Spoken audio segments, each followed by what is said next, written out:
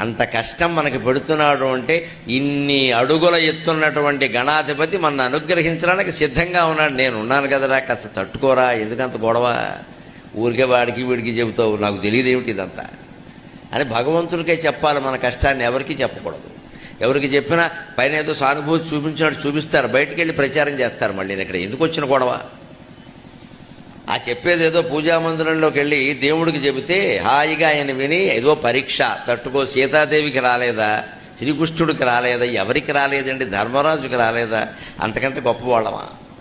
అంచేత ఈ క్షీరసాగర మథనం అంతా మన మనస్సులో జరిగే ఆలోచనల మథనం. విషం రావడం అంటే మోక్షం రాబోయే ముందు, అమృతానందం పొందబోయే ముందు భగవంతుడు పెట్టే చిట్ట చివరి పరీక్షే విషం.